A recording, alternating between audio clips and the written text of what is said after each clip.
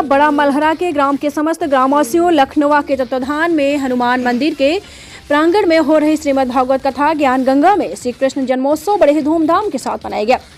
कथा में जैसे ही श्री कृष्ण जन्म प्रसंग आया, पूरा पंडाल जल, हाथी, घोड़ा, पालकी, जय कन्हैया लाल की के जयकारों से गुंजायमान हो उठा।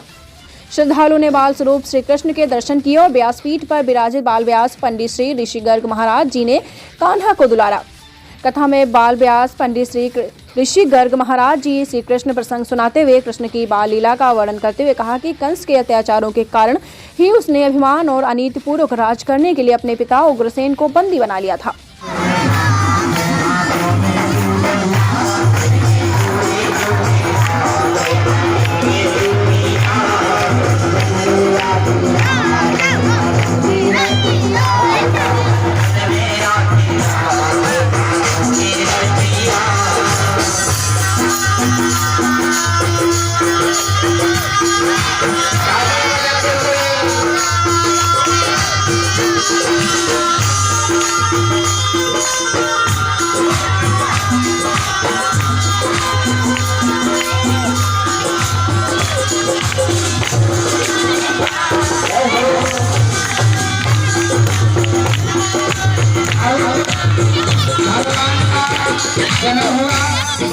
आकाशवाणी से अपनी भावी मृत्यु का संकेत पाकर उसने अपनी बहन देवकी और बहनोई वासुदेव को बंदी बनाकर कारागार में डाल दिया।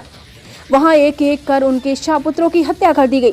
सातवें गर्भ में खुद शेषनाग के आने पर योगमाया ने उनके देवकी के गर्भ से निकालकर वासुदेव की पहली पत्नी रोहिणी के गर्भ में स्थापित कर दिया।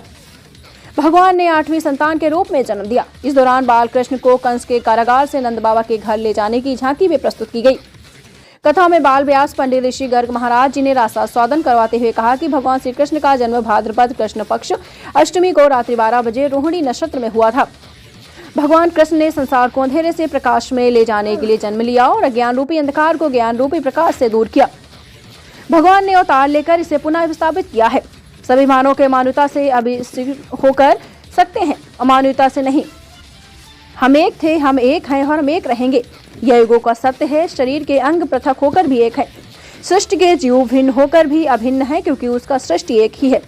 श्री कृष्ण के जन्मोत्सव के अवसर पर समस्त ग्रामवासियों, पंडित श्री राहुल पांडे, सिंगर पंचमी श्री शिवकांत शास्त्री जी, प्रदेश अध्यक्ष बबलू चड़ार, बाबू राजा कीर्तन भजन मंडलियों में हजारों भक्त उपस्थित रहे।